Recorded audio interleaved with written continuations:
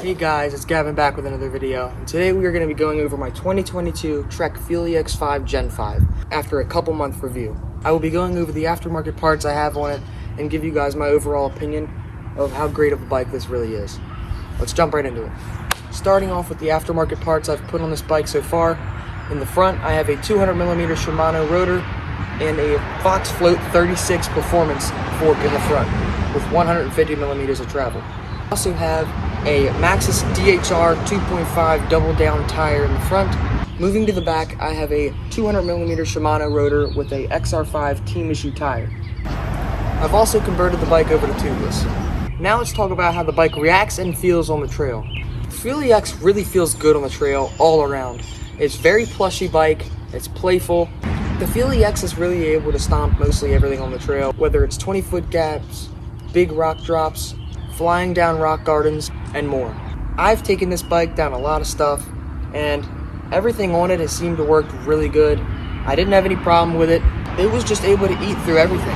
Now, while still talking about the feeling of the Fuel EX Gen 5, the balance point on it is incredible. Hands down, the Fuel EX has a great balance. Same goes for the Trek Fuel EX Gen 6. They both have great balance. It is crazy how long I'm able to sit still on these bikes and not fall over.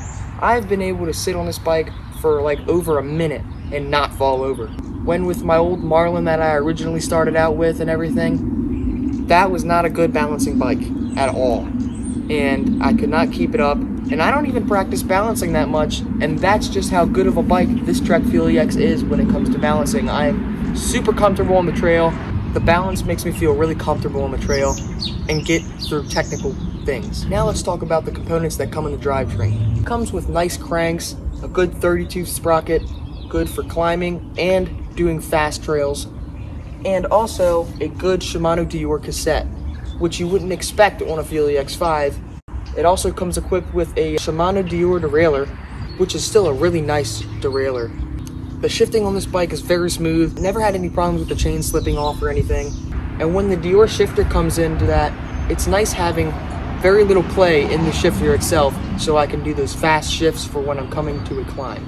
So overall, the drivetrain's great, and I'm not worried about having to change any parts out to make them better.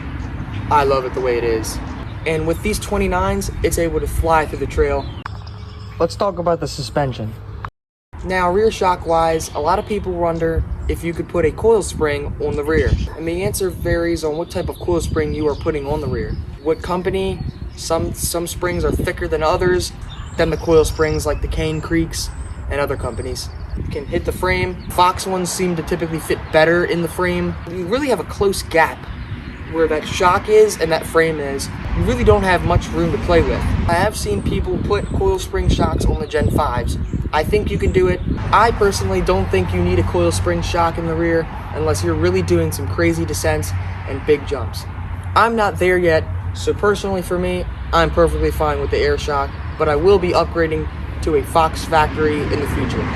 Now when it comes to the suspension in the front, before I put this Fox fork on the bike, I had the RockShox Silver, I believe it was, and it's basically the cheapest of the RockShox forks, and it is not the best, but it is still pretty good for considering how much you pay for the bike. You're still getting air suspension, so it's still really good. I didn't like the RockShox fork that came on it because it felt like there wasn't enough travel for this bike, being 140, and I pumped that RockShox Silver up with a lot of air, and it kept feeling like the bike wanted to nosedive, and it was just, as soon as I sat on the bike, it would like squish down, and I just didn't like it that much. The 32 stanchions weren't it, and they were way too soft. So I upgraded to 36 stanchions, and the bike, man, the bike feels a lot better with them 36 Fox fork.